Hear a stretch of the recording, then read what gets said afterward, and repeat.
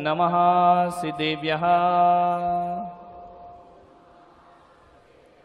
ओम नमः सिद्धेभ्यः। ओम नमः सिद्धेभ्यः।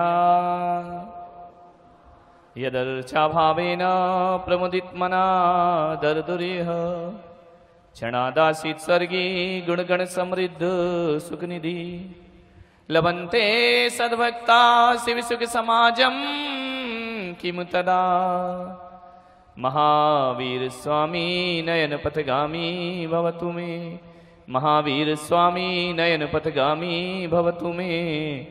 महावीर स्वामी नयन पथगामी भवतु मे। प्रथम तीर्थंकर ऋषभदेव भगवान की, भगवान महावीर स्वामी की, परम पूज्य गुरुदेव आचार्य श्री पुष्पदंत सागर जी महाराज की, अहिंसा परमो धर्म की। प्यारी प्यारी भव्य आत्माओं,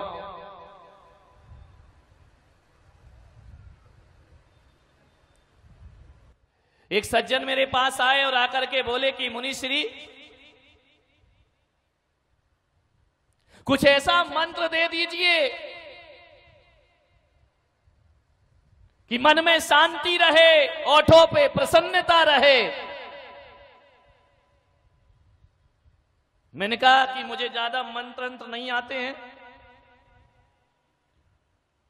लेकिन एक काम करना, तू कल आना, मैं तुझे कल एक मंत्र प्रदान करूंगा कि जीवन में प्रसन्न कैसे रहना चाहिए और जीवन में शांति का अनुभव कैसे करना चाहिए। उसने कहा कोई माला जप लूं? मैंने कहा बिल्कुल नहीं, माला जपने से तो और अशांत हो जाएगा। तो बोले क्या करूं? मैंने कहा एक बात ध्यान रख, यदि प्रसन्न रहना है, खुश रहना है और शांति में रहना है तो अशांति के कारणों से बस जीवन में शांति ही शांति होगी। और पीड़ा और दुख दर्द से, उदासी से दूर रहे। अरे उदासी से 100 कदम दूर रहिए। जो व्यक्ति उदासी से 100 कदम दूर रहता है उसके चेहरे का श्रृंगार प्रसन्नता किया करती है। प्रसन्नता जीवन की बहुत बड़ी चीज है। एक बात ध्यान रखिए, इस मुल्क में सबसे बड़ी दुर्घटना घटी, इससे बड़ी दुर्घटना और कोई नहीं हो सकती है कि आज के इस मुल्क के आदमी ने हंसना, खिलखिलाना, मुस्कुराना बंद कर दिया है। आदमी हंसता भी है तो ऐसा हंसता है जैसे किसी से कर्जे में उधार हंसी ली जा रही हो। आदमी को हंसने के लिए बड़े बड़े आयोजन करना पड़ते हैं। आदमी को हंसने के लिए बड़े बड़े आयोजन करता है, हास्य सम्मेलन किया करता है, टीवी पर बैठकर लाफ्टर चैलेंज देखा करता है। हंसी के इतने सीरियल आ रहे हैं टीवी पर, मैंने देखे नहीं है, लोग मुझे ऐसा बताते हैं। ध्यान रखिए, कितने आयोजन करता है हंसने के लिए।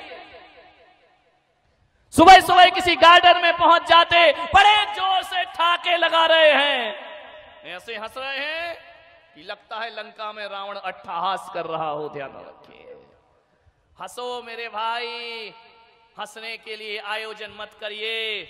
ये जो आदमी की नाभि से हंसी उठा करती है वो हंसी चेहरे से गायब हो चुकी है। आदमी ऐसा हंसता है कि जैसे मजबूरी में हंस रहा हो। आदमी को लड़ने को कहा जाए तो नाभि से उठता है उसका क्रोध, हृदय से उठता है उसका क्रोध, लेकिन प्रसन्नता को कहा जाए तो आदमी की हंसी बड़ी छिचली हो गई है, आदमी की हंसी बड़ी उथली हो गई है।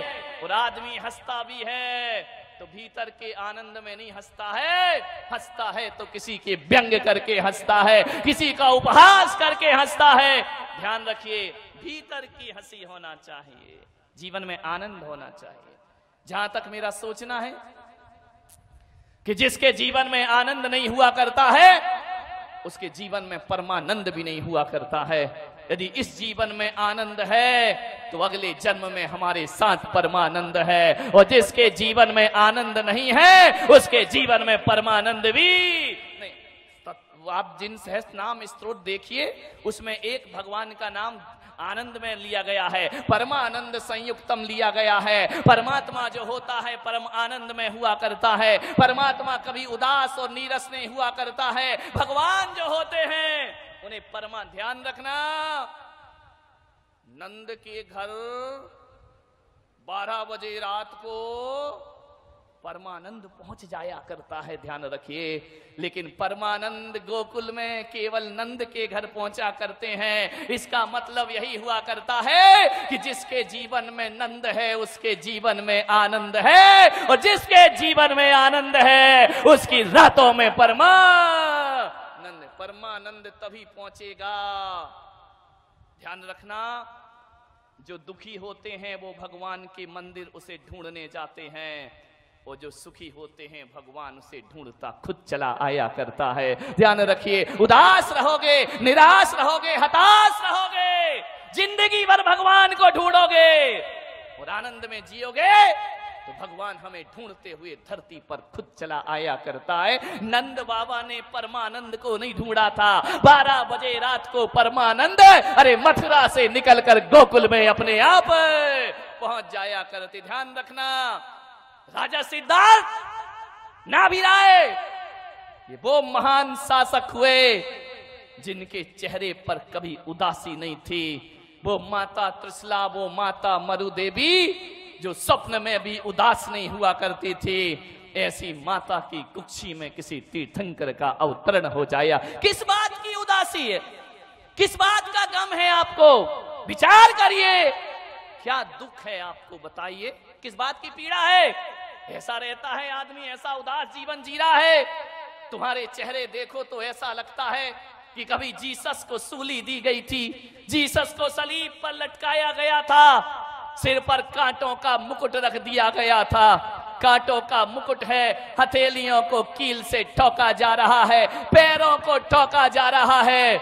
एक वो जीसस थे, यदि उनके सिर पर कांटों का ताज था तो धर्म के लिए शहादत हुआ करती है, धर्म के लिए कुर्बानी हुआ करती है। आप कौन सी कुर्बानियां दे रहे हैं?